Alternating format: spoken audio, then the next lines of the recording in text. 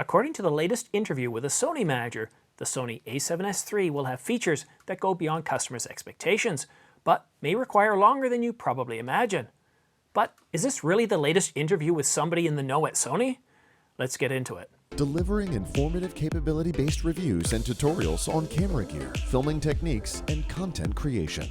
Hi, I'm Simon, and this is The Ordinary Filmmaker. If you're new here, subscribe to get notification of new videos like this one as they come out. And all the links to everything I talk about in this video, including gear discussed, are placed in the description down below.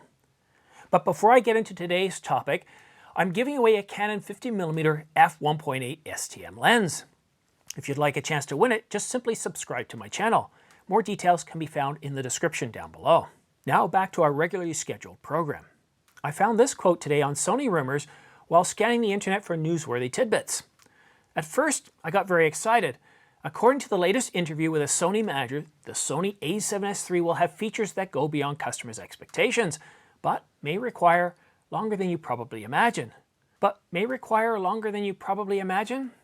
I swear, Sony quotes are like quotes from Red Reddington on the TV show Blacklist. While each quote reveals a small morsel of truth, we're left wondering what on earth was said. Who is this Sony Manager? Longer than expected? Longer than the 5 years already?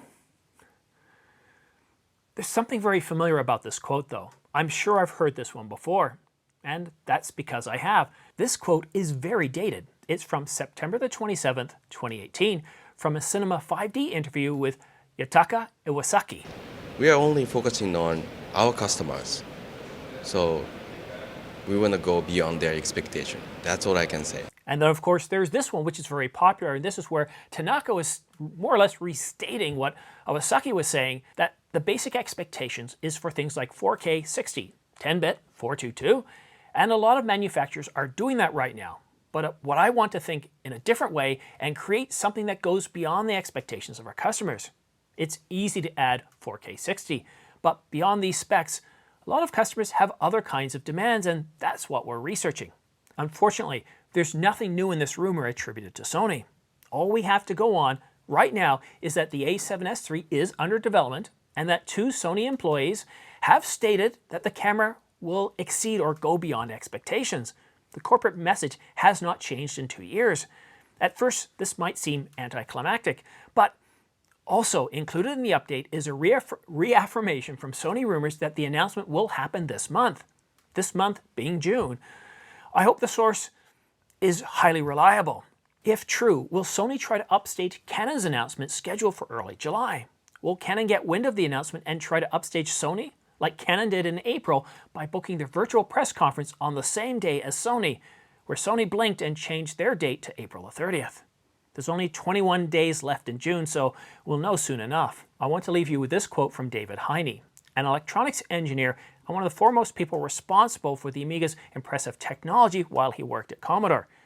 In my last video about the a7S III, where I explore the rumor that features will be removed from the a7S III, Dave said, as an electronics engineer, I absolutely agree that no one's changing features based on parts supplies. You're either building a new system or not.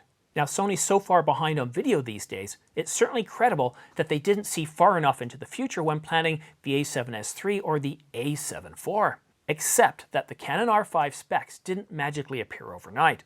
The Panasonic GH5 delivered in-camera 422 10-bit 4K at 400 megabits a second or so, both Ultra HD and DCI 4K. They did the same thing last year with the S1H in full frame. Nikon announced the Z6 with external 422 10-bit 4K uncropped in 2018 and added their RAW option last year. So all these things have been happening as a continuum.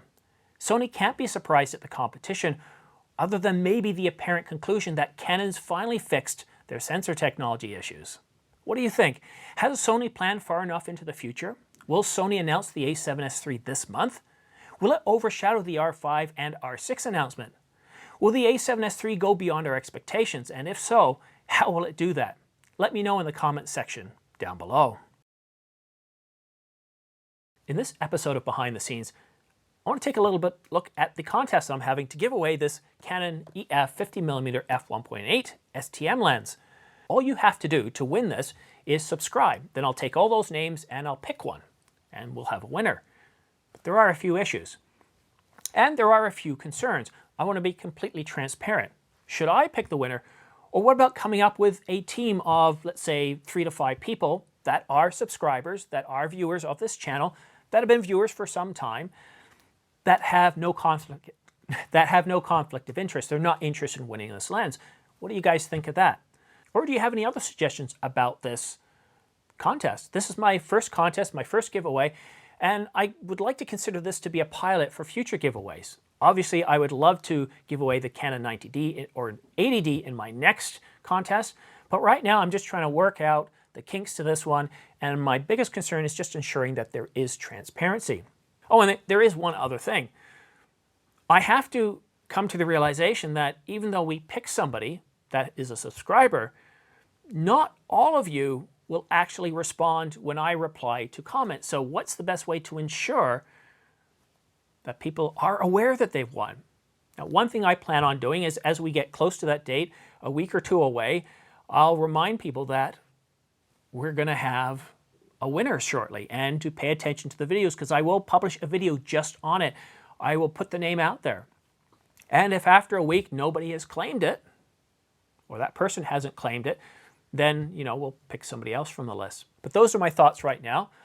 That's all I want to talk about. If you have any questions or suggestions about the contest and the giveaway, let me know in the comments section down below. That's it for now. Links to everything I've talked about in this video, including gear, are found in the description. Thanks so much for watching The Ordinary Filmmaker. We'll see you again soon. Thank you for watching The Ordinary Filmmaker. All equipment used and notes are placed in the description box, show more box, or down arrow thingy next to the title on the mobile app.